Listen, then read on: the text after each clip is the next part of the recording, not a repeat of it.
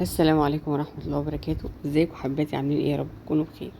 النهارده ان شاء الله هنعمل مع بعض الحمام بطريقة حلوة جدا، ان شاء الله تنول اعجابكم. معانا الحمام اللي احنا عايزين نحشيه.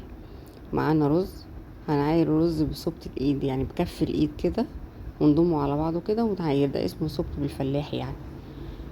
فهنعاير على قد عدد الحمام، كل حمامة لها صوبة واحد بالشكل ده. نعايرهم ونركنهم على جنب. ومعانا بصلة مقطعة ناعم. معانا شوية مية حطيناهم على البوتاجاز عشان احنا هنسلق الرز. هنديله غلوتين 3 على البوتاجاز، مع معلقة ملح كبيرة، يا دوبك يغلي غلوتين 3 ونشيله ونصفيه. هنصفيه بالشكل ده، يعني يا دوبك تمسكي الحباية تتكسر، مش تتهرس، تتكسر بالشكل ده. بعد ما صفينا الرز بقى هنجيب نفس الحلة بالظبط، وهنروح حاطين عليها معلقة شوية من الزيت، ونروح حاطين البصل، يا دوبك نشوحه بس وندبله تتبيله خفيفه كده مع ذره ملح صغيره.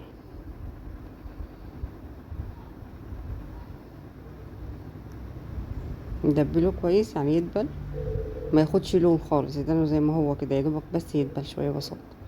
هنروح ضايفين عليه الرز وشويه ملح كمان وشويه فلفل اسمر، فقط لا غير، ملح وفلفل اسمر بس، منحطش عليه حاجه تاني. والطريقه دي طعمها جميل جدا، ويا ريت تجربوها وتقولوا لي رايكم فيها، لان في ناس بتحط نكهات كتير، وفي ناس بتحط قرفه، وفي ناس تانية بتعمله برز محشي.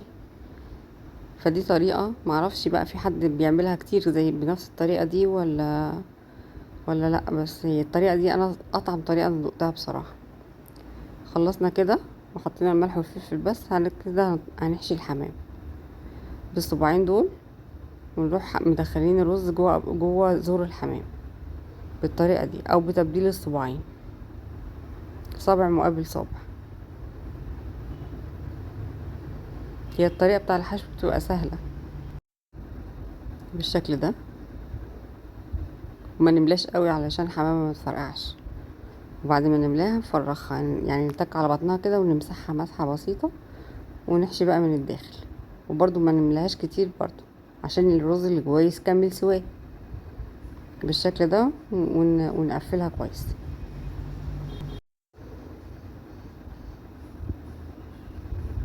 هنحشي التانية.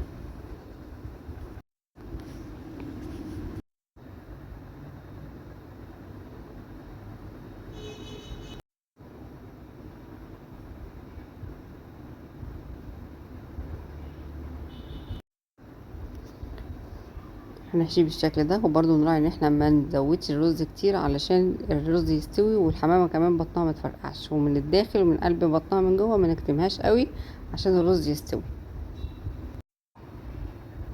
بالشكل ده. وبرضو نفرغها من بطنها، نتك على بطنها كده ونسويها ببعضها بالشكل ده. هنخلص بقى كل الكمية،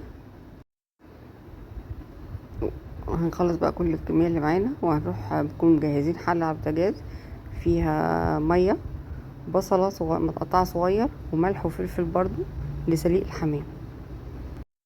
برضو ما نضيفش اي نكهة تانية، هو طعم الحمام المميز كده في الفلفل الاسمر فقط. هنسيبه على نار عالية شوية صغيرة ويغلي، وبعد كده نروح مهدين عليه النار على الاخر خالص. هدي بقى النار عليه ونسيبه يغلي مع نفسه.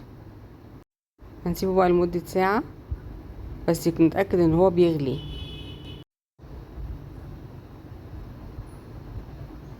وما يبقاش النار عالية عليه ويغلي قوي عشان برضو ما يفرقعش. بعد ساعة هنشيله بقى، وممكن ندهنه بالصلصة من على الوش او ما ندهنوش، ونحمره في شوية زيت، والزيت ما يكونش غزير يعني.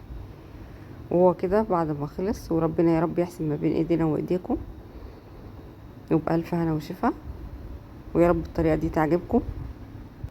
ولو وصلتوا معايا كده واستفدتم معايا يا ريت تعملوا لي لايك واشتراك، والى اللقاء في فيديو جديد.